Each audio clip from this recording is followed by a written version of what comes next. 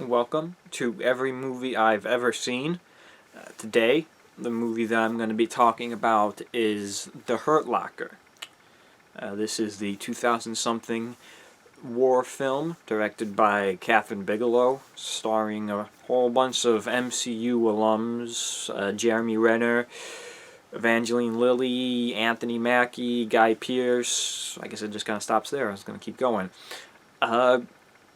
I recently rewatched this for the second time, and so I just figured I'd talk about it. I got a little bit of a fresher perspective than I might have if I was talking about this like yesterday or something.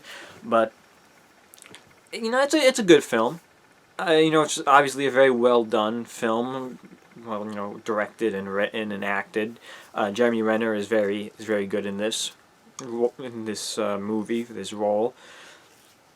It's just war movies don't do much for me.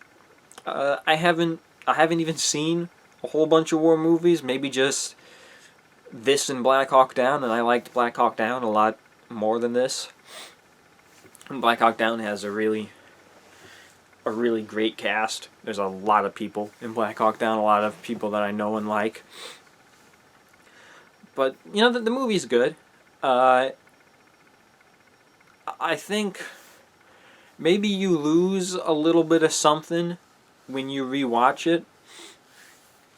I guess like the suspense or the tension, the stakes are kind of gone after seeing it the second time and kind of understanding, or knowing the beats and how they all play out.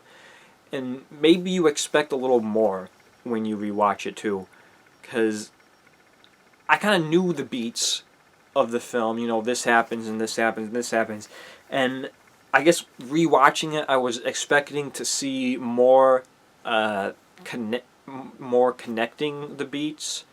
In particular, I guess I was anticipating. I don't know if really anticipating, but I think the story doesn't have I feel like the story doesn't have a general plot through line, if that makes sense. I mean, I understand there's a plot, but it feels more vague. It feels more slice of life, kind of. Like we're looking at this guy, this guy, Jeremy Renner, over the course of X amount of days and the things that happens while he's there. There's not so much of a through line, honestly. You would almost think for a second that they're going to have a big plot with the kid who gets turned into a bomb, the kid he befriends briefly, and he's going to try and find justice for this kid or something, and he stumbles on this weird professor guy who's like, oh, it's always nice to see the CIA. It just feels like he wandered into a different movie, and it was a very awkward scene. And he's just kind of slowly walks away and then runs out of there. But yeah, like I said, I don't care for war movies all that much. I mean, that's just gonna be the biggest thing about this. It's very good. It's just not for me in particular. Honestly, it's not. There's not as much action as you would maybe expect in your typical war movie. This is much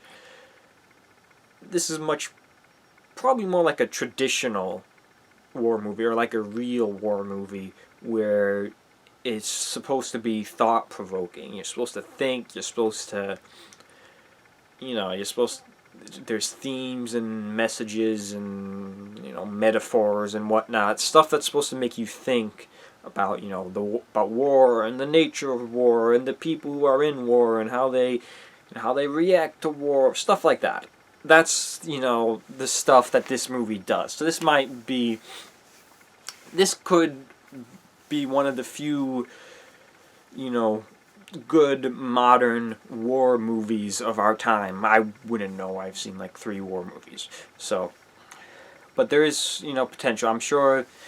I know this film is very well received and very well liked, which I mean, I gotta praise the film while also saying that it's just not for me. You know, all the acclaim it gets is well deserved. I hope some of these. I honestly do hope some of these people won awards. I feel like Hurt Locker could have won Best Picture. I don't know if it did. I feel like it was at least nominated, and Catherine Bigelow was at least nominated for Best Director. I don't know about any sort of cast.